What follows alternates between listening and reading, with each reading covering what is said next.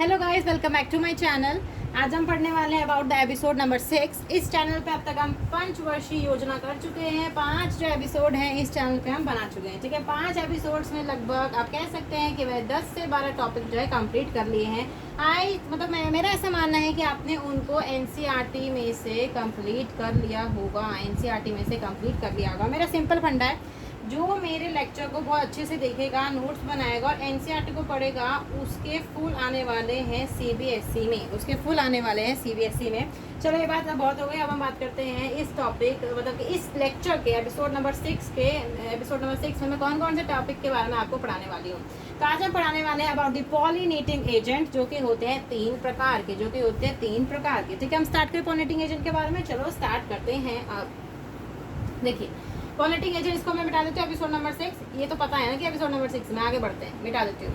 देखिए, अब मैं बात करती हूँ कि मैंने आपको पहले ही इतने लेक्चर से लगभग मैंने 5 से 6 बार आपको पॉलिनेशन की डेफिनेशन बता चुकी हूँ। मैं फिर भी एक लास्ट टाइम फिर से बता देती हूँ। लास्ट टाइम है, ठीक है।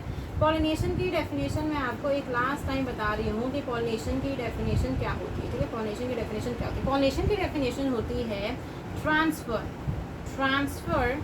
Of pollen grain. किसका ट्रांसफर होता है? पॉलन ग्रेन का ट्रांसफर होता है फ्रॉम, जिनको याद है वो मेरे साथ रिपीट कर सकते हैं, from anther to stigma of carpel या फिर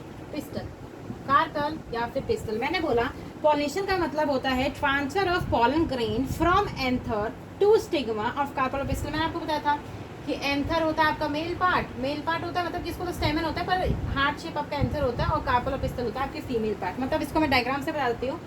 ये आपका है पॉलन, ये आपका क्या है? हार्ट शेप एंथर, ये है फिलामेंट। ठीक है, इसमें से निकलेगा पॉलन ग्रेन और पॉलन ग्रेन। ठीक है, पॉलन ग्रेन निकलेगा, किसके ऊपर जाके बैठेगा? याद करिए, किसके ऊपर जाके बैठेगा? स्टिग्मा के ऊपर। मैंने आपको पहले ही बता दिया था कि जो पॉलन ग्रेन होते हैं, जो पीजी होते हैं, वो कैसे होते हैं? Non motile. आपको पता होना चाहिए कि पॉलन ग्रेन कैसे होते हैं? नॉन मोटाइल होते हैं। ठीक है, पॉलन ग्रेन कैसे होते हैं? नॉन मोटाइल होते हैं। आपका जो मेल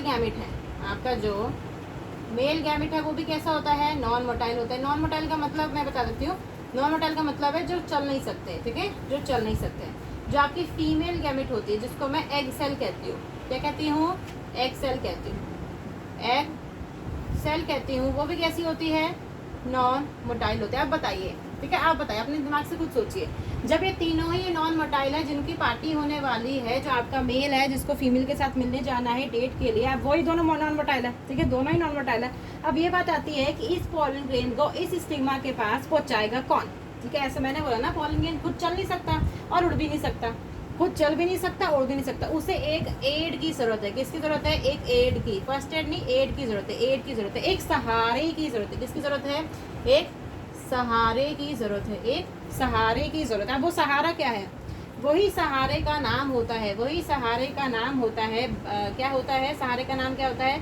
पॉलिनेटिंग एजेंट्स। उन्हीं सहारों का नाम होता है पॉलिनेटिंग एजेंट्स। मतलब मैंने क्या बताया? पॉलिनेशन का मतलब होता है transfer of pollen grain from anther to stigma of carpel या पिस्टल। मैंने पूरा आपको डायग्राम से भी बताया कि यहाँ से पॉलन ग्रेन निकलेगा। मैंने बताया था कि पॉलन ग्रेन नॉन मोटाइल होते हैं, मेल गैमेट भी नॉन मोटाइल होता है, फीमेल गैमेट जो egg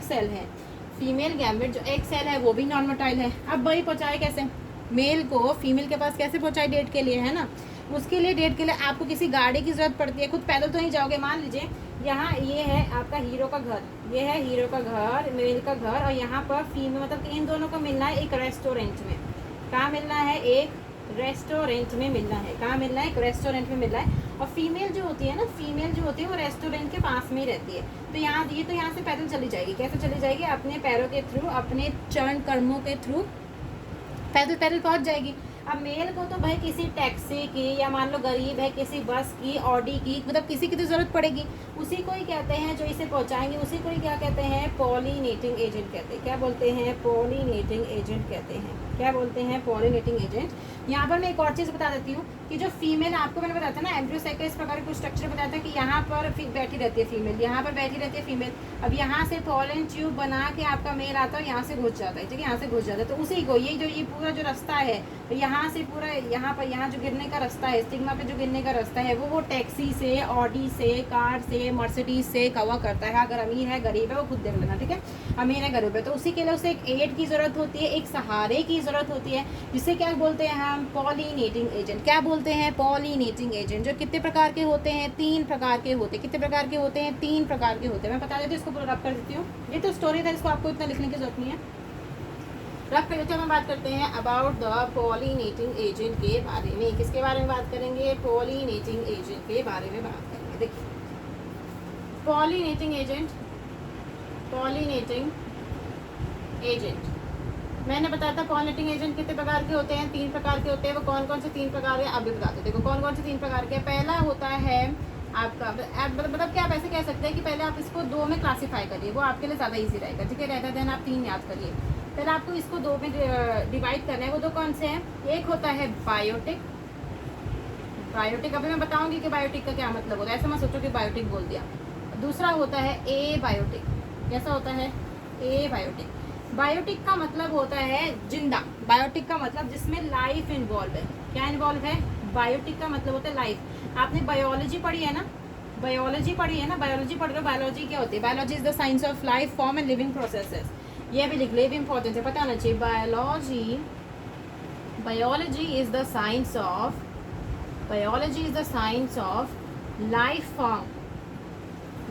form and living processes. Biology is the science of life form and living processes. मैंने बताया था कि biology is the science of life form and living processes.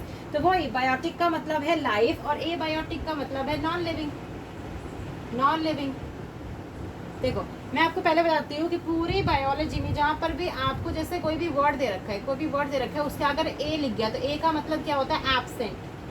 क्या मतलब होता है? एब्सेंट होता है। क्या मतलब होता है? एब्सेंट। जैसे मैंने बोला ए ट्राइकस, ए ट्राइकस, ठीक है, आपको इसके बारे में पता नहीं होगा। ट्राइकस का मतलब होता है फ्लैजेला, ट्राइकस का मतलब होता है फ्लैजेला, और ए का मतलब होता है एब्सेंट, मतलब कि ऐसा ऑर्गेनिज्म जिसमें फ्लैजेला एब्सेंट, ठीक है। इसको देख के मत करना कि यहाँ पे फ्लैजेला कहाँ से आ गया। मैंने सिर्फ एक एग्जांपल दिया है कि जहाँ कहीं भी ए आपको देख गया, अपने दिमाग पे बिठाए, अपने दिमाग पे बिठाइए कि जहाँ कहीं भी आपको किसी भी वर्ड के सामने, मैं ऐसे लिख देती हूँ, किसी भी वर्ड के सामने बायोलॉजी में, और कहीं मत टिप देना, बायोलॉजी में अगर आपको किसी भी वर्ड के सामने अगर ए दिखता है तो ए का मतलब होता है एब्सेंट। जैसे कि मैंने बोला ए ट्राइकस, तो ए ट्राइकस, ट्राइकस का मतलब होता है फ्लैजेला, ट्राइकस का मतलब होता है फ्लैजेला, और ए से बताया मैंने एब्सेंट, मतलब कि ऐसा ऑर्गेनिज्म जिसमें फ्लैजेला एब्सेंट, ठीक है।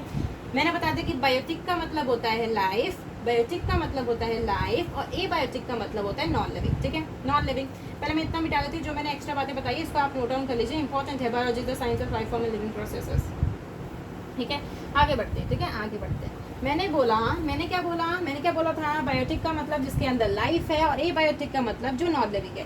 नॉन लिविंग में आपको 2 चीज़ याद रखनी है, एक होता है विंड और एक होता है वाटर।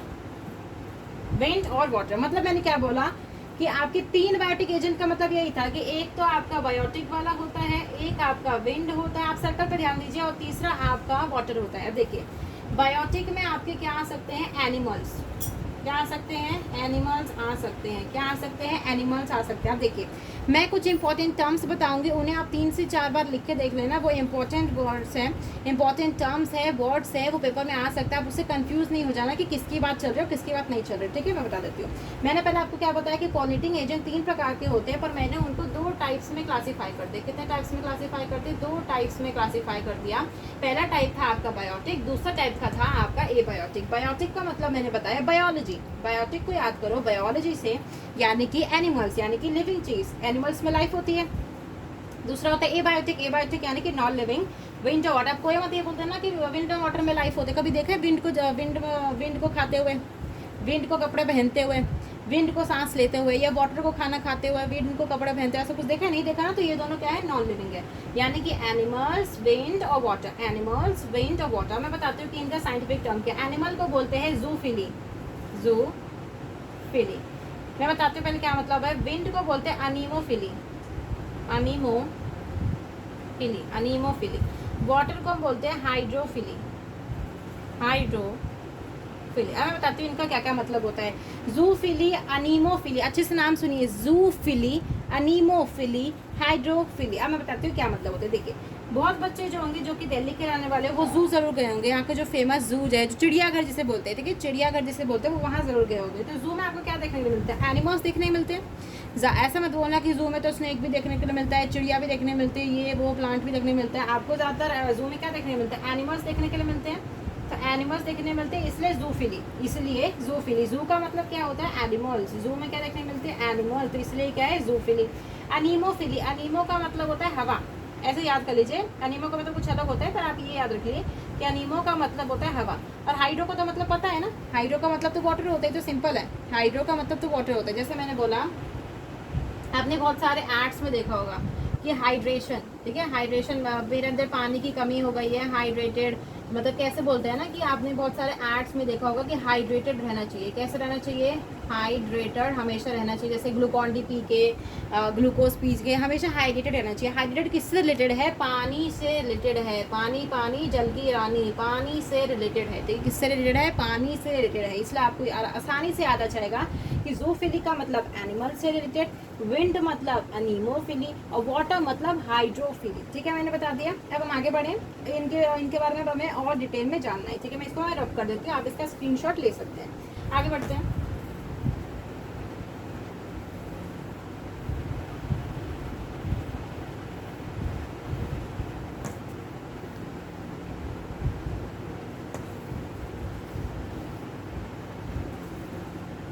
देखिए, मैंने बोला कि अनीमोफिली, जूफिली और हाइड्रोफिली। अब देखिए, आपके लिए एक क्वेश्चन आ सकता है, इसको नोट बना के लिख लीजिए अपनी बुक्स में या कॉपीज में, नोट बना के लिख लीजिए कि जब आपसे कंपेयर करने के लिए बोले, जब आपसे कंपेयर करने के लिए बोले, किस किस में, देखो आपको एक तो बायोटिक में कंपेयर करने के लिए बोले, विंड में कंपेयर करने के लिए बोले, और वाटर में कंपेयर करने के लिए बोले। ठीक है, वाटर में कंपेयर करने के लिए बोले कि सबसे ज़्यादा कौन, सबसे ज़्यादा कौन, तो सबसे ज़्यादा कौन होता है? बायोटिक होता है। उसके बाद कौन होता है? विंड होता है। और उसके बाद कौन होता है? वाटर होता है। मतलब क्या है? सबसे ज़्यादा प्लांट्स में, सबसे ज़्यादा प्लांट्स में बायोटिक के थ्रू, मतलब कि सबसे ज़्यादा प्लांट्स में आप ऐसे समझ सकते हैं, ठीक है, ऐसे समझ सकते हैं स्टोरी किस तरह कि सबसे ज़्यादा प्लांट्स में जो आपका एंथर है, जो आपका लड़का है, ठीक है, कौन है? लड़का, जो आपका लड़का है, जो मैंने बोला था ना टैक्सी ऑटो से जा रहे थे, वो क्या यूज़ करता है? एनिमल्स का यूज़ करता है। क्या यूज़ करता है? एनिमल्स का, यानी कि घोड़ा गाड़ी में जाता है, घोड़ा गाड़ी में जाता है, ऐसे समझ ले कि घोड़ा गाड़ी में जाता है, ज़्यादातर वो एनिमल्स यूज़ करते हैं। दूसरे में वो उड़ के जाएगा। रेस्टोरेंट कौन से, आप ऐसे समझिए, ठीक है, मैं इसको ऐसे मिटा देती हूँ। देखिए, मान लीजिए कि डेट है, मैंने बोला कि डेट है, डेट नाइट है, ठीक है, डेट नाइट है, candle light dinner, candle light dinner, मान लीजिए कैंडल लाइट डिनर है, और आपका जो लड़का है, आपका जो लड़का है, उसको जाना है फीमेल के पास जो कि रेस्टोरेंट में बैठी है, जो कि कहाँ बैठी है? रेस्टोरेंट में, रेस्टोरेंट में, कुछ भी बोलो, रेस्टोरेंट, आप होटल बोल रहे हो, होटल, होटल में बैठी है, ठीक है, होटल में बैठी है, और इसको लड़के को होटल में पहुंचना है। अब देखिए, सबसे पहली बात, सबसे ज़्यादा लड़के, आप ऐसे समझ लीजिए कि आपके पास 100 लड़के हैं, ठीक है, 100 लड़के हैं जिनको मिलने जाना है 100 फीमेल से, उनकी डेट है, ठीक है, उसी दिन 100 लड़कों की डेट है 100 फीमेल से। अब देखो, ज़्यादातर मतलब कि लगभग आप लगा लीजिए 90 लड़के जो हैं वो किसके थ्रू जाएंगे? एनिमल्स के थ्रू जाएंगे। मतलब पुराने ज़माने के लड़के हैं, वो किसकी तरह जाएंगे? टांगे की तरह, टांगे की हेल्प से जाएंगे, घोड़ा गाड़ी की हेल्प से जाएंगे, यानी कि एनिमल के थ्रू जाएंगे। किसके थ्रू जाएंगे? एनिमल के थ्रू। उनमें से आप लगा लीजिए जो 5-6 बच गए, आप लगा लीजिए, ऐसे नहीं, मान लीजिए 70 जो है वो इनके एनिमल के थ्रू जाएंगे, 20 जो है हवा से उड़ के जाएंगे। भाई सुपरमैन है, हवा के थ्रू जाएंगे, सुपरमैन है। उसमें से 5 से 6, मुश्किल से 5 से 6 पानी में तैर के जाएंगे। कैसे जाएंगे? पानी। आपको याद है ना, आप बताइए, लड़के को डेट के लिए जाना है, आप सिंपल सी बात है, इसको याद भी करने की जरूरत नहीं है। लड़के को कहाँ जाना है? डेट के लिए जाना है। मान लीजिए 100 लड़के हैं और उनको कहाँ जाना है? डेट के लिए जाना है, ठीक है, डेट के लिए जाना है। कहाँ जाना है? 100 लड़के हैं जिनको कहाँ जाना है? डेट के लिए जाना है। कहाँ जाना है? डेट के लिए जाना है। कहाँ जाना है? डेट के लिए जाना है। अब देखिए, मैंने क्या बोला, उन 100 लड़कों के पास 3 तरीके हैं, या तो वो घोड़ा गाड़ी के ऊपर बैठ के जाएं, ठीक है, या तो वो घोड़ा गाड़ी के ऊपर बैठ के जाएं, या तो वो हवा में उड़ के जाएं, या तो पता है मतलब क्या है कि मान लीजिए ये इनका घर है, सारे लड़के एक ही घर में रहते हैं, ठीक है, 100 के 100 लड़के एक ही घर में रहते हैं, और यहाँ पर रेस्टोरेंट है, वहाँ से क्या, एक नदी भी बहती है, आप नदी के थ्रू जा सकते हो, ठीक है, हवा में उड़ के जा सकते हो, या फिर घोड़ा गाड़ी, ठीक है, आप घोड़ा गाड़ी बना लीजिए, ऐसा घोड़ा गाड़ी है, आप उसके थ्रू जा सकते हो, ठीक है, घोड़ा गाड़ी, यहाँ पर घोड़ा बना लेना, ठीक है, हॉर्स बना लेना, घोड़ा गाड़ी। तो ये तीन तरीके हैं। तो वो 100 लड़कों में से ज़्यादातर कहाँ से जाएंगे, घोड़ा गाड़ी से जाएंगे, ठीक है। दूसरे नंबर पे एयर के थ्रू जाएंगे। आप ऐसे भी समझ सकते हैं ना। आप ही बताइए, आप जब कैंडल लाइट डिनर के डेट नाइट के जा रहे हैं तो आप क्या करेंगे, अच्छे खूबसूरत कपड़े पहन के जाएंगे। 3-4 हज़ार का भाई कपड़ा खरीदा होगा, बहुत मुश्किल से उधार लेके कहीं से भी चुरा के कपड़े खरीदे होंगे। जब कपड़े खरीदे तो कोई चाहेगा कि मैं पानी में डूब के जाऊँ, मेरे कपड़े गीले हो जाएं। कपड़े गीले होने के बाद फिर मज़ा नहीं आएगा, कपड़े गीले होगा, आपने सुखाने में ही टाइम लगा दो 2-3 घंटे, और फिर मेरी डेट तो चली जाएगी। पर फिर भी ये कुछ लड़के जो सनकी टाइप के होते हैं वो पानी में तैर के ही मिलने जाते हैं, ठीक है। पानी में तैर के ही मिलने जाते हैं, बेशक कि इस पानी में उन्हें एनाकोंडा क्यों ना मिले, पर पानी में तैर के ही जाएंगे। तो आपको समझ में आ गया कि पहली बात आपको समझ में आ गया कि मैंने बोला कि ज़्यादातर कैसे जाएंगे, घोड़ा गाड़ी से जाएंगे। दूसरे नंबर पे हवा से उड़ के जाएंगे, सुपरमैन की तरह हवा में उड़ के जाएंगे। और तीसरे नंबर वाले जाएंगे जो 5 से 6 पानी में तैर के अपने कपड़े खराब करते हुए जाएंगे। पता नहीं इतनी सनका उनके अंदर इतना सनक क्यों है, ठीक है, कि पानी में तैर के ही जाना है। समझ में आ गया कि सबसे ज़्यादा कौन सा होगा, बायोटिक होगा, फिर कौन सा होगा, विंड होगा, फिर सबसे लास्ट क्या होगा, वाटर होगा, ठीक है। समझ में आ गया। अब इसको भी स्क्रीनशॉट ले सकते हैं, बहुत मज़ेदार से मैंने पढ़ा है। इस एग्जांपल को बहुत लोग कॉपी कर लेंगे। अब हम आगे बढ़ते हैं, ठीक है। अब हम बात करते हैं एक एक की डिटेल के बारे में, मतलब बायोटिक की डिटेल के बारे में, फिर विंड की डिटेल के बारे में, फिर वाटर की डिटेल के बारे में, ठीक है। देखिए, सबसे लास्ट में मैं आपको बायोटिक की डिटेल दूंगी, क्योंकि बायोटिक थोड़ा सा बड़ा है। सबसे पहले मैं आपको डिटेल दे देती हूँ अबाउट द विंड पॉलिनेशन, ठीक है। बड़ा बड़ा लिखेंगे अपनी कॉपी में साफ, विंड पॉलिनेशन के बारे में, विंड पॉलिनेशन, ठीक है। विंड पॉलिनेशन के बारे में हम लिखेंगे, ठीक है। विंड पॉलिनेशन के बारे में हम लिखेंगे। विंड पॉलिनेशन के बारे में आपको बहुत सारे पॉइंट्स हैं जो याद होना चाहिए। सबसे पहली बात, जब मैं विंड पॉलिनेशन की बात करती हूँ तो इसका जो पॉलन ग्रेन है, इतना तो समझ में आता है ना। ये तो मेरे को समझाने की जरूरत नहीं कि हवा में उड़ के जाना है, मैंने पहले समझा दिया है कि विंड पॉलिनेशन के थ्रू, मैं डायग्राम से बताती हूँ कि ये आपका हार्ट शेप एंथर है। कैसा है, हार्ट शेप एंथर है। ये आपका क्या है, स्टिग्मा है, और ये आपकी मोटी फीमेल है। मतलब जो यहाँ से पॉलन ग्रेन निकलेगा इसको हवा उड़ा के ले जाएगी। क्या ले जाएगी, हवा उड़ा के ले जाएगी। कैसे ले जाएगी, हवा उड़ा के ले जाएगी। उसे कहते हैं विंड पॉलिनेशन। उसे क्या कहते हैं, विंड पॉलिनेशन कहते हैं। जब हवा उड़ा के ले जाए तो उसे क्या कहते हैं, विंड पॉलिनेशन कहते हैं। इतना समझ में आता है तो मेरे को समझाने की जरूरत नहीं है, ठीक है। आगे बढ़ते हैं। मैंने बोला कि इसकी कुछ कैरेक्टरिस्टिक्स है जो आपको, मतलब क्वेश्चन में क्या है ना कि जब इसके ऊपर क्वेश्चन आएगा तो ऐसे आपके ऊपर क्वेश्चन आ सकता है। मतलब कि कुछ इस प्रकार क्वेश्चन आ सकता है कि what are the characteristics, what are the characteristics of wind pollinated flowers. जो विंड के द्वारा जो पॉलिनेट होते हैं फ्लावर्स, विंड पॉलिनेटेड जो फ्लावर्स होते हैं उनकी क्या क्या कैरेक्टरिस्टिक्स होती है। तो इस प्रकार का क्वेश्चन आ सकता है। आप इस क्वेश्चन को लिख भी सकते हो, ठीक है। ये क्वेश्चन इंपॉर्टेंट है, ये रिपीट हो सकता है कि what are the characteristics of wind pollinated flowers. तो मैं कुछ कैरेक्टरिस्टिक्स लिख रही हूँ, उनको एक एक बच्चा जो है अच्छे से रट लेगा। अगर रट नहीं सकता तो जो जिस तरीके से मैंने समझाया है, जिस तरीके से मैंने समझाया है सिर्फ उसे याद रख ली, ठीक है। ये क्वेश्चन नोट डाउन कर लीजिए। अब मैं बताती हूँ कि क्या क्या कैरेक्टरिस्टिक्स होती है। देखिए, मैं बताती हूँ। सबसे पहले कैरेक्टरिस्टिक्स होते हैं कि इसके इसमें पॉलन ग्रेन कैसा होना चाहिए, लाइट होना चाहिए, ठीक है। दूसरा, नॉन स्टिकी होना चाहिए। पहले मैं सारी कैरेक्टरिस्टिक्स दे देती हूँ, फिर एक एक करके आपको समझाऊंगी। पॉलन ग्रेन कैसा होना चाहिए, लाइट होना चाहिए, नॉन स्टिकी होना चाहिए। दूसरा, जो आपका स्टेमन है, ठीक है, स्टेमन कैसा होना चाहिए, वेल एक्सपोज्ड, वेल एक्सपोज्ड स्टेमन होना चाहिए। वेल एक्सपोज्ड क्या होना चाहिए, स्टेमन होना चाहिए। तीसरी बात, जो आपका स्टिग्मा है, जो आपका क्या है, स्टिग्मा है, वो कैसा होना चाहिए, लार्ज होना चाहिए। कैसा होना चाहिए, फेदरी।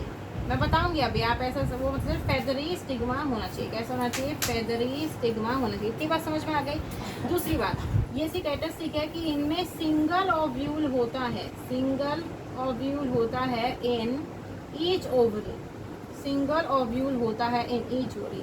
न्यूमरस फ्लावर्स, न्यूमरस का मतलब बहुत सारे फ्लावर्स मिलके, बहुत सारे छोटे छोटे फ्लावर मिलके एक इन्फ्लोरेसेंस बनाते हैं। इन्फ्लोरेसेंस आपका कौन सा चैप्टर था, क्लास 11th के चैप्टर नंबर 5 में था, मोमोफोलॉजी ऑफ फ्लावरिंग प्लांट में था, तीसरा और चौथे पेज के ऊपर, ठीक है। इन्फ्लोरेसेंस के बारे में बताया हुआ था।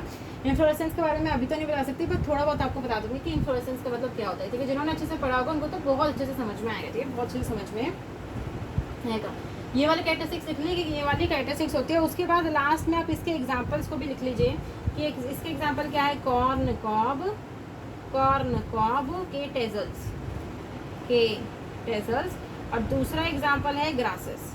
दूसरा एग्जांपल क्या है, ग्रासेस। इससे इससे रिलेटेड जो मैंने पॉइंट्स लिखे हैं, इससे रिलेटेड चाहे आपका 5 नंबर का क्वेश्चन आ जाए, चाहे आपका 3 नंबर का क्वेश्चन आ जाए, चाहे आपका 2 नंबर का क्वेश्चन आ जाए, इतने पॉइंट्स से जो मैंने इतने पॉइंट्स लिखा है, अगर आप इतने पॉइंट्स को पॉइंट वाइज अच्छी तरीके से प्रेजेंट करके लिख के आ जाएंगे तो आपके फुल नंबर पक्के। अब मैं आपको एक एक के बारे में अच्छे से डिटेल में समझाती हूँ। देखिए मैं बताती हूँ, सबसे पहले मैंने लिखा कि सबसे पहले मैंने पॉइंट लिखा कि पॉलन ग्रेन कैसा होना चाहिए, लाइट होना चाहिए और नॉन स्टिकी होना चाहिए। देखिए लाइट और नॉन स्टिकी क्या मतलब है, आपको पता था विंड पॉलिनेटर में जो डेट के लिए जो हमारा लड़का है, ठीक है, जो हमारे दूल्हे राजा है, वो जो डेट के लिए जा रहा है, मतलब कुछ समय बाद तो उनकी शादी हो ही जाएगी अगर ब्रेकअप नहीं हुआ तो मतलब मेरे कहने का मतलब है जो हमारे दूल्हे राजा है, ठीक है, दूल्हे राजा को किससे दुल्हन से मिलने जाना है, आप कह लीजिए रेस्टोरेंट के अंदर, होटल के अंदर।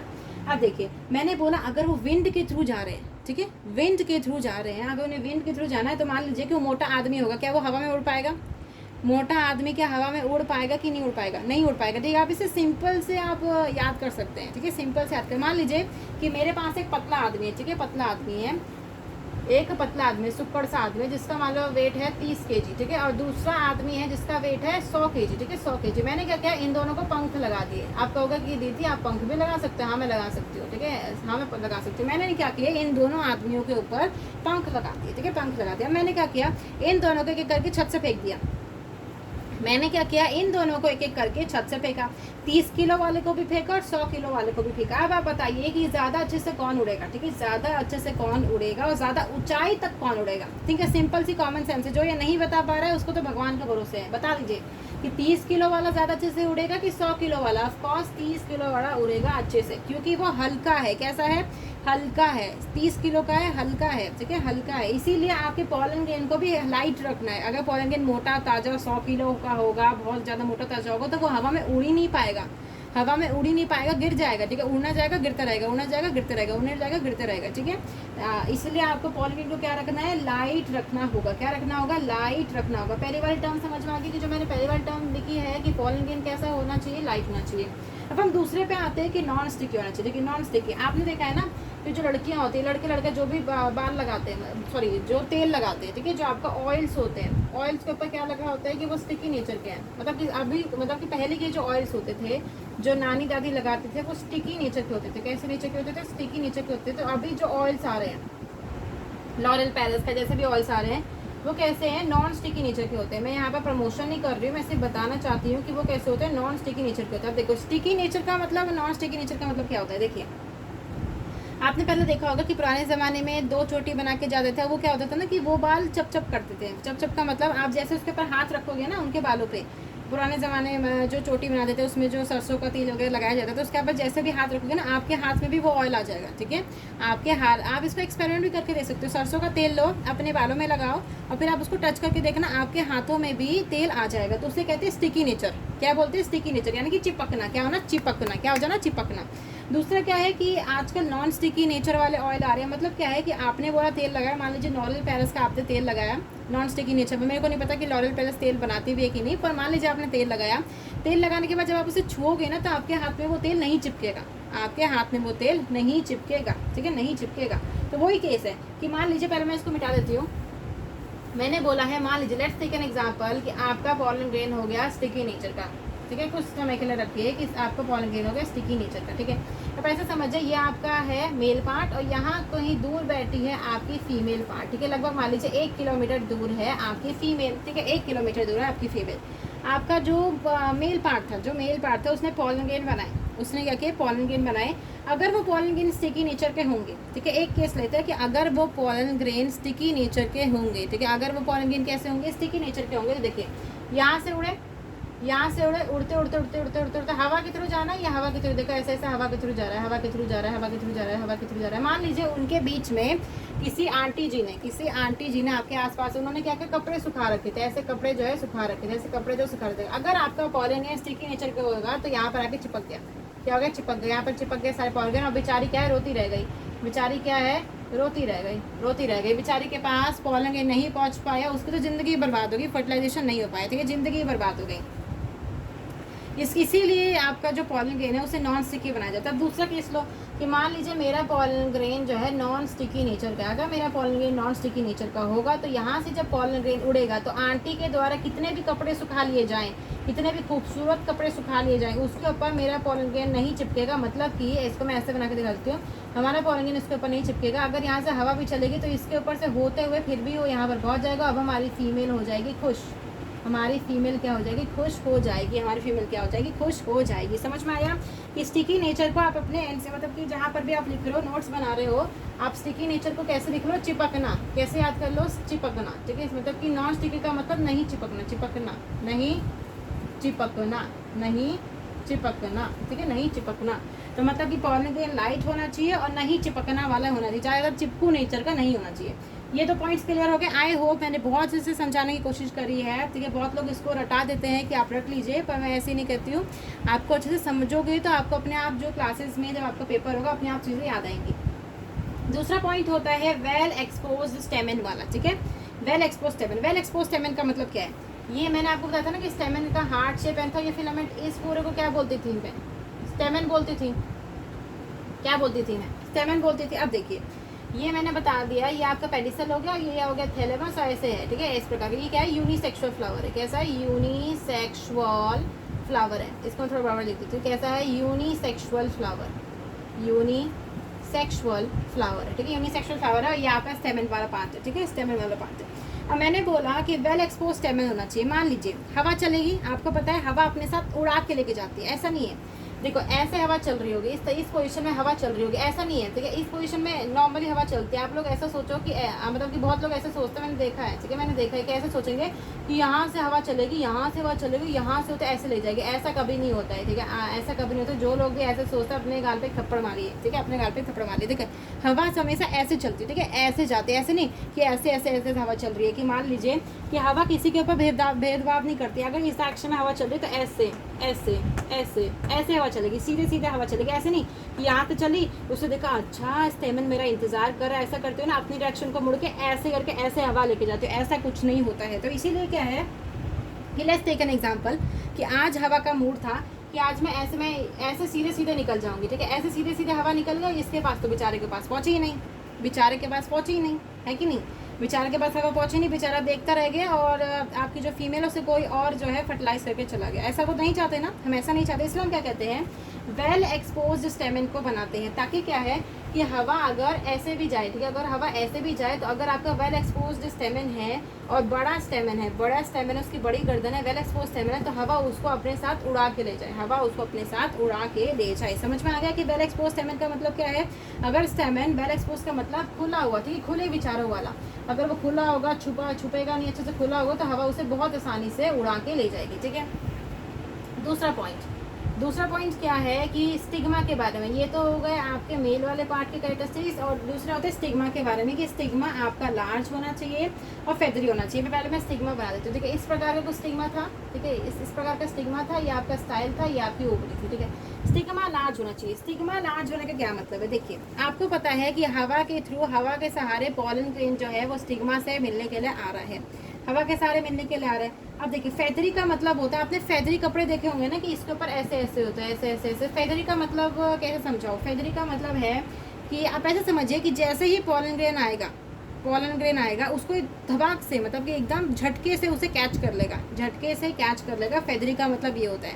आपने देखा है ना, आपने ये चीज़ देखी होगी कि बहुत लोगों की जो कालीन होती है, मतलब जो आप ज़मीन पे बिछाते हो, वो फेदरी नेचर की होती है, मतलब कि ऊन से कुछ इस तरीके से बनी होती है, जिससे कि उसके ऊपर आपने बहुत लोगों की कालीन देखी होगी जिसके ऊपर बहुत ज़्यादा गंदगी लग जाती है। तो वही है कि फेदरी स्टिग्मा होगा तो बहुत जल्दी से जो आपका पॉलन है उसे ट्रैप कर लेगा। अगर सिंपल स्टिग्मा, मतलब कि एक तो केस है कि सिंपल स्टिग्मा है तो वो तो कैच ही नहीं कर पा रहा ना। आप ऐसे समझिए, फेदरी का मतलब है कि स्टिग्मा के ऊपर बहुत सारे हाथ लगे होंगे कैच करने के लिए, बॉल को कैच करने के लिए। फेदरी का मतलब ये है।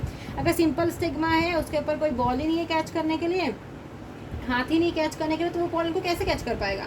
फेदरी स्टिग्मा का मतलब है कि उसके ऊपर बहुत सारे छोटे छोटे हाथ लगे हुए हैं कैच करने के लिए, फेदर्स लगे हुए हैं कैच करने के लिए, जिससे वह बहुत आसानी से पॉलन को कैच कर लेगा। और लास्ट का तो सिंपल मतलब है, अगर आपका देखिए मान लीजिए कि आपका मान लीजिए मैंने क्या किया, ऐसा समझिए मैं अभी सिर्फ स्टिग्मा बना के दिखा रही हूँ। आपका स्टिग्मा एक इतना छोटा और आपका एक इतना बड़ा स्टिग्मा है, ठीक है। आपका एक इतना बड़ा स्टिग्मा, मान लीजिए हवाई, ठीक है, हवाई, ये हवा के थ्रू सर करके आपको पॉलन ग्रेन आ रहा है। अब देखिए पॉलन ग्रेन आया, पॉलन ग्रेन निकल गया, पॉलन ग्रेन को टाइम ही नहीं मिला। बताइए ना, जब इतने छोटा पार्ट है, इतना छोटा पार्ट है, उसमें पॉलन ग्रेन बैठ ही नहीं पाएगा बेचारा, ठीक है। हवा आएगी, हवा को लगेगा ये क्या है, और हवा क्या आएगी, हवा देखो इतना छोटा सा स्टेम है ना, यहाँ हवा आएगी, हवा देखेगी ये तो बकवास कर रहा है, यहाँ पर आके देखो, यहाँ पर आके ढेर सारे जो आपके पॉलन ग्रेन है यहाँ के लग जाएंगे, तो ढेर सारे पॉलन ग्रेन यहाँ पर लग जाएंगे, बेचारे के पास एक भी पॉलन ग्रेन नहीं आ पाएगा, बेचारे के पास एक भी पॉलन ग्रेन नहीं आ पाएगा। तो स्टिग्मा का लार्ज और ये वाला समझ में आ गया। सिंगल ओव्यूल वाले तो सिंपल स्टोरी है। सिंगल ओव्यूल को क्या मतलब है आपको पता है। मान लीजिए कि मैंने आपको पहले बताया था कि एक एग्जांपल से बताया था कि आपका जो हार्ट शेप एंथर है और आपकी जो स्टिग्मा है वो 1 किलोमीटर दूर रहते हैं। कितने किलोमीटर दूर रहते हैं, 1 किलोमीटर दूर रहते हैं। मान लीजिए कि आपका स्टिग्मा, आपका जो एंथर था उसने पॉलन ग्रेन बनाया, ठीक है, पॉलन ग्रेन बनाया। पॉलन ग्रेन बनाने के लिए मान लीजिए कि आपका जो एंथर है वो नॉर्थ साइड में प्रेजेंट है, पर हवा बह रही है साउथ साइड में, पर हवा बह रही है साउथ साइड में, और बेचारे मतलब कि ये तो वही हो गई ना कि किस्मत खराब तो कितनी ज़्यादा खराब, किस्मत खराब तो कितनी ज़्यादा खराब। क्या हुआ कि पहली तो कंडीशन ये हो गई कि आपका बेचारा जो एंथर है ना वो साउथ साइड में प्रेजेंट है, और आपकी जो हवा बह रही है वो नॉर्थ साइड में बह रही है, ठीक है। नॉर्थ साइड में ऐसे ऐसे हवा बह रही है और उसके बिल्कुल अपोजिट साइड में एंथर प्रेजेंट है, तो उसके पास पहली बात तो हवा पहुँच नहीं पाएगी, पहली कंडीशन। दूसरी कंडीशन, बेचारे के पास हवा पहुंच नहीं पाई, और हमारा मैंने आपको बताया था कि पोलन वायबिलिटी का टॉपिक बताया था कि पोलन वायबल रहते हैं बहुत कम समय के लिए, कुछ कुछ मंथ के लिए भी होते हैं पर ज़्यादातर कम समय के लिए होते हैं। अगर वो कम समय के लिए सिर्फ 30 मिनट के लिए, तो 30 मिनट के अंदर अगर हवा आ पाई और उसे उड़ा के ले गई तो ठीक है, वो डेट के लिए पहुँच पाएगा। अब मान लीजिए हवा नहीं आई, बेचारे के पास हवा बहुत दिनों बाद आई, ठीक है, लगभग 1-2 घंटे बाद नॉर्थ साइड में हवा चली, तो बेचारा ऐसे के ऐसे रह जाएगा। तो सिंगल ओव्यूल इसीलिए होता है। ओव्यूल को क्या है, अल्टीमेटली ओव्यूल को ही एम्ब्रियो सैक बनाना है, अल्टीमेटली ओव्यूल के अंदर ही एम्ब्रियो सैक है, एम्ब्रियो सैक के अंदर ही फीमेल गैमेट है। अगर फीमेल गैमेट मान लीजिए ज़्यादा होंगे, मान लीजिए अभी तो मैंने बोला 1 के, मान लीजिए 4 होगी, ठीक है, मान लीजिए 4 होंगे, उन चारों को ही फर्टिलाइज करवाना पड़ेगा। अगर उन्हें 4 को फर्टिलाइज करवाना है तो ज़्यादा पॉलन ग्रेन लाने पड़ेंगे। क्या लाने पड़ेंगे, ज़्यादा पॉलन ग्रेन लाने पड़ेंगे। और ज़्यादा पॉलन ग्रेन कहाँ लाऊँ, एक ही की वो रखी, आप ही बताइए ना कि जब साउथ साइड में हवा बह रही है, एक ही पॉलन ग्रेन को ले जाने की किल्लत थोड़ा की है कि कहीं से भाई कहीं से एक पॉलन ग्रेन को ले जाओ, कहीं से एक पॉलन ग्रेन को ले जाओ। बेचारी एक पॉलन ग्रेन रो रहा है कि मुझे कोई हवा आ जाए, मुझे कोई ले जाए, मेरी फीमेल जो है, मेरी जो लड़की है, जो मेरी होने वाली पत्नी है, वो मेरा इंतज़ार कर रही है। बेचारे को कोई गाड़ी मिल ही नहीं रही है, उसे कोई लेके जा ही नहीं रहा है। अब वहीं पर भाई 4 पत्नियाँ हो गई।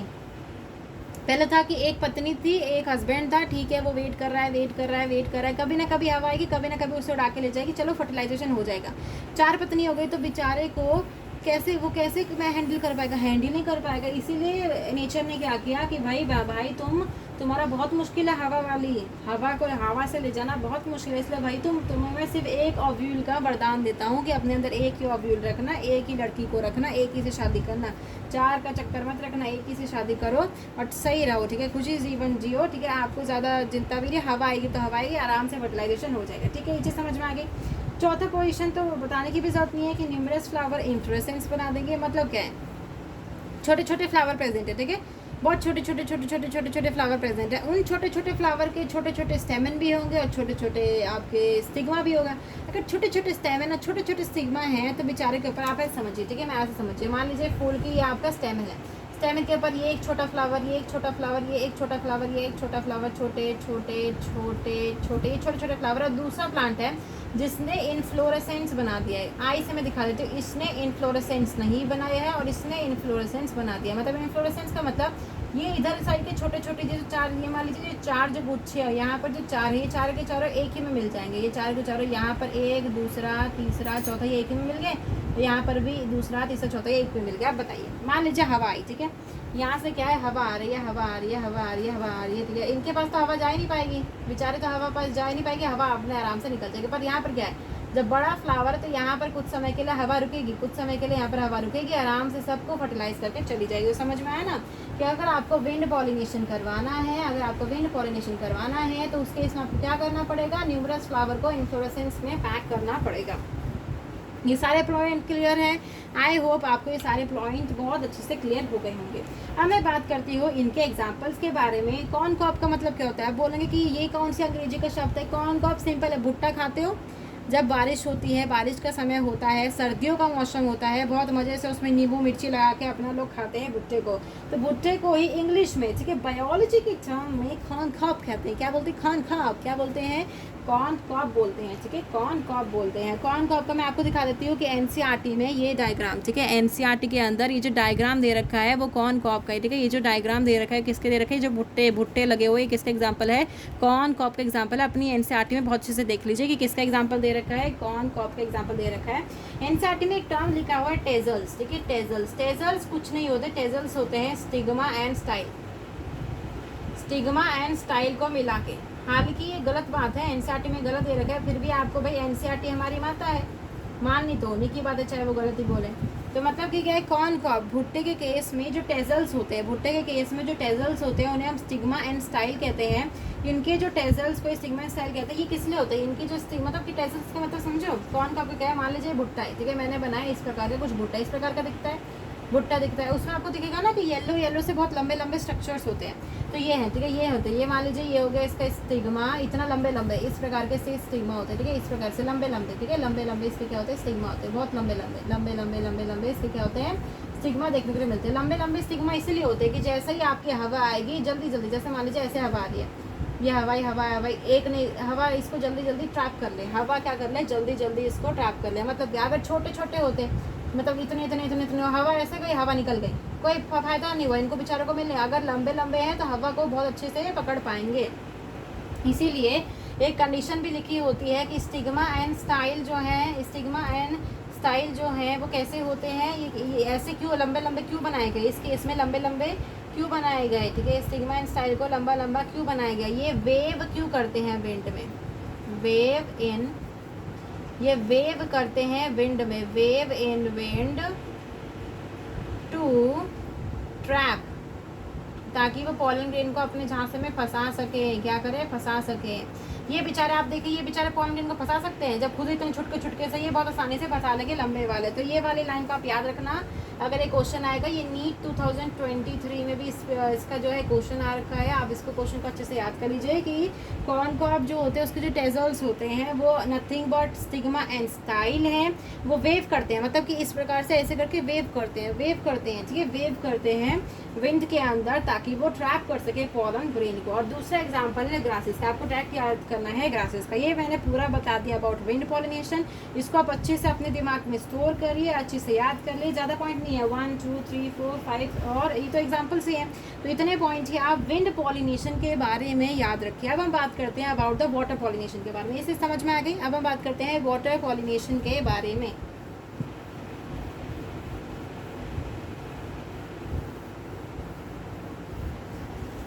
अब देखिए, मैं वाटर पॉलिनेशन की बात करती हूँ, वाटर, ठीक है, water pollination, water pollination, water pollination की जब मैं बात करती हूँ, वाटर पॉलिनेशन के बारे में आपको क्या क्या याद होना चाहिए कि वाटर पॉलिनेशन क्या होता है? रेयर होता है। क्या होता है? रेयर होता है। Rare in flowering plants. मैंने आपको पहले बताया था ना कि पानी, आप ही बताओ, आप अपनी डेट में क्या नदी के सहारे गीला होके जाना चाहोगे? नहीं जाना चाहोगे। इसलिए क्या होता है? रेयर होता है। क्या होता है? रेयर होता है फ्लावरिंग प्लांट्स में। समझ में आ गई? दूसरी टर्म ये होता है limited, limited to 30 genera of monocots, ठीक है, ये लिमिटेड है 30 जेनरा मतलब जीनस, जेनरा मतलब जीनस होता है। सिर्फ 30 जेनरा ऑफ मोनोकॉट्स में ये लिमिटेड है। ये वाटर पॉलिनेटेड सिर्फ 30 जेनरा ऑफ मोनोकॉट्स में, सिर्फ 30 जेनरा ऑफ मोनोकॉट्स में ही देखने के लिए मिलता है। ये चीज़ समझ में आई? रटने वाली चीज़ें इसमें कुछ समझाने वाला नहीं है, सिर्फ आप डायरेक्टली याद कर लीजिए कि यहाँ पर आपको पता है स्पीशीज़ लिख के आपको कंफ्यूज कर सकते हैं, ठीक है। स्पीशीज़ नहीं है, जेनरा है। पहले मैं बता देती हूँ, स्पीशीज़ नहीं है, जेनरा है, 30 जेनरा ऑफ मोनोकॉट्स में। तीसरा जो मोस्ट इंपॉर्टेंट बात है कि एल्गे बारियोफाइट्स और टेरिडोफाइट्स, इसमें एल्गे बारियोफाइट्स और टेरिडोफाइट्स में ऐसा देखने के लिए मिला है कि इन तीनों को ही वाटर की ज़रूरत होती है। वाटर की ज़रूरत, इन तीनों को किसकी ज़रूरत होती है? वाटर की ज़रूरत होती है for the transport of male gamete, for the transport of male gamete के लिए इन्हें वाटर की जरूरत पड़ती है। आप बताइए क्या वाटर हर जगह है? आप बताइए कि मान लीजिए ऐसी जगह पे जहाँ पर सूखा पड़ा हुआ है, जहाँ पर सूखा पड़ा तो इन्हें वाटर कहाँ से मिलेगी? इसलिए जो इनका जो डिस्ट्रीब्यूशन है, एल्गे, बयोफाइट, इन तीनों का जो डिस्ट्रीब्यूशन है वो कैसा होता है? लिमिटेड होता है। वो कैसे? ज़रूरी नहीं है कि हर जगह पानी पाया जाए, है कि नहीं? ज़रूरी नहीं है कि हर जगह पानी पाया जाए। अगर मान लीजिए कि ये एयर के थ्रू करती तो बहुत आसानी होती, जैसे आपका एंजियोस्पर्म्स में एयर के थ्रू भी देखने के लिए मिलता है, पर ये एयर के थ्रू नहीं करते हैं ना। ये सिर्फ सिर्फ कहते हैं कि नहीं भाई हमें पानी में ही तैर के जाना है, हमारा मेल गैमेट, हमारा जो लड़का है वो किससे जाएगा? पानी में ही तैर के जाएगा, ठीक है, पानी में ही तैर के जाएगा। ये ऐसा चाहते हैं कि पानी में ही तैर कर जाए, तो इसलिए क्या है कि ये लिमिटेड हो जाते हैं बेचारे। कहीं कहीं पर मतलब बहुत कम। आपने देखा होगा कि जब आप बाहर निकलते हो, घर से कभी बाहर निकलो, आपने देखा होगा हर जगह आपको एंजियोस्पर्म्स ही दिखाई देते हैं, एंजियोस्पर्म्स का एंजियोस्पर्म्स ही दिखाई देता है हर जगह। फ्लावरिंग प्लांट, हर जगह फ्लावर फ्लावर फ्लावर। एल्गे, बयोफाइट्स और टेरिडोफाइट्स तो आपको बहुत कम जगहों पे देखने के लिए मिलते हैं जहाँ पर पानी प्रेजेंट होता है। क्या प्रेजेंट होता है? पानी प्रेजेंट होता है। इसीलिए ये बहुत कम जगह पे देखने के लिए मिलते हैं, क्योंकि इनकी एक स्पेशल कंडीशन, इनकी एक स्पेशल रिक्वायरमेंट है कि मतलब इनका मानना है कि अगर हम अपने दूल्हे राजा को शादी के लिए भेजेंगे भी तो पानी में डुबा के ही भेजेंगे। किस में भेजेंगे? पानी में डुबा के ही भेजेंगे। इनकी ये कंडीशन देखने के लिए मिलती है, ठीक है। ये चीज़ें समझ में आ गई about the water pollinated, about the water pollinated flower के बारे में। अब हम आगे बात करते हैं इसके बारे में, और भी पॉइंट्स के बारे में आपको पता होना चाहिए। आप इसका स्क्रीनशॉट ले सकते हैं।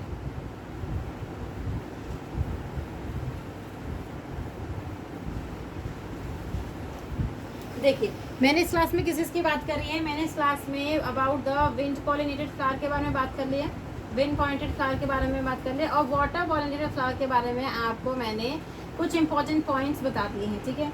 इतनी चीज़ें ही हम आज के एपिसोड नंबर 6 में रखेंगे, एपिसोड नंबर 6 में रखेंगे। इसके आगे वाटर पॉलिनेटेड के बारे में और आपकी किसके बारे में? बायोटिक के बारे में, जो एनिमल्स के थ्रू होता है, उसको हम एपिसोड नंबर 7 में उसकी बात करने वाले। आई होप मैंने आज की क्लास में जो आपको विंड और वाटर पॉलिनेटेड को जिस ट्रिक से, जिस एग्जांपल से बताया है, वो आपको बहुत अच्छे से याद होगा कि उसको किस तरीके से याद करना है। जूफिली, अनीमोफिली, हाइड्रोफिली के बारे में आपको बहुत अच्छे से याद हो गया होगा। तो इस वीडियो को अभी हम एंड करते हैं। Please subscribe to my channel, और आप इसको ज़्यादा से ज़्यादा शेयर भी करिए और इसको आप लाइक भी ज़रूर कीजिएगा। Thank you.